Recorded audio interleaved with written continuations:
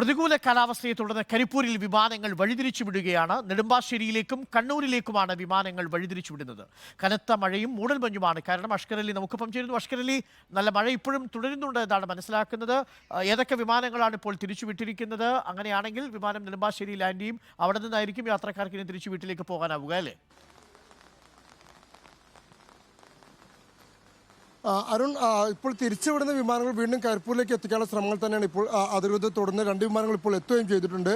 ആദ്യഘട്ടത്തിൽ 4 സർവീസുകളാണ് ഇത്തരത്തിൽ വഴി തിരിച്ചുവിട്ടത്. അതിൽ ഒന്ന് ദമാമിൽ നിന്നും ദുബൈയിൽ നിന്നുമുള്ള വിമാനങ്ങളായിരുന്നു. ഇവ ആദ്യഘട്ടത്തിൽ കോയമ്പത്തൂരിലാണ് പോയി ഇറങ്ങിയത്. പ്രതികൂല കാലാവസ്ഥ മൂലം കരിപ്പൂരിലേക്ക് എത്തിയ വിമാനങ്ങൾ ഇവിടെ ഇറങ്ങാൻ കഴിയാത്ത സാഹചര്യത്തിൽ തിരിച്ചുവിടുകയായിരുന്നു.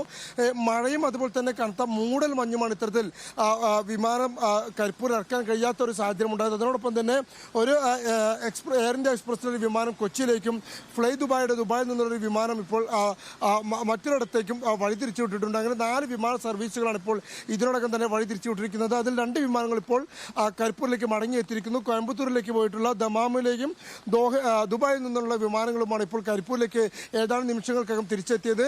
ഇനി 2 വിമാനങ്ങൾ രാവിലെ 9 മണിക്ക് മുമ്പായി കരിപ്പൂരിൽ നിന്ന് പുറപ്പെടേണ്ട ദോഹയിലേക്കും ബഹ്റൈനിലേക്കുമുള്ള 2 വിമാനങ്ങളുണ്ടായിരുന്നു.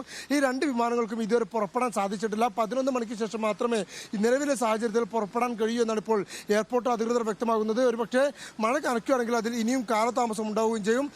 നിലവിലെ പ്രതിസന്ധി ഏകദേശം 11 മണിവരെ തുടരാൻ സാധ്യതയുണ്ട്. അതുകൊണ്ട് തന്നെ ഇനി ഇറങ്ങാനുള്ള വിമാനങ്ങളിലും വലിയ കാലതാമസത്തിന് സാധ്യതയുണ്ട്. പ്രത്യേകിച്ച് കരിപ്പൂരിലെ ഒരു റൺവേയുടെയൊക്കെ സാഹചര്യം പരിഗണിച്ചുകൊണ്ട് ടേബിൾ ടോപ്പ് റൺവേ ഒക്കെ ആയതുകൊണ്ട് തന്നെ കൃത്യമായ കാലാവസ്ഥ അനുകൂലമായാൽ മാത്രമേ വിമാനങ്ങൾ ഇറക്കൂ എന്നുള്ളൊരു നിലപാട് തന്നെയാണ് എയർപോർട്ട് അധികൃതർ ഉള്ളത്.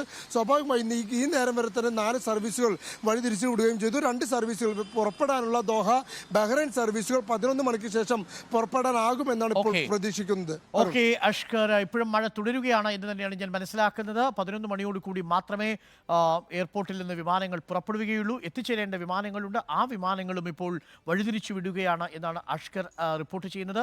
മലപ്പുറത്തും ടേബിൾ ടോപ്പ് റൺവേ ആണ്. അതുകൊണ്ട് തന്നെ മൂടൽമഞ്ഞുണ്ടെങ്കിൽ അവിടെ വിമാനം ഇറക്കുക അതീവ ദുഷ്കരമാണ്.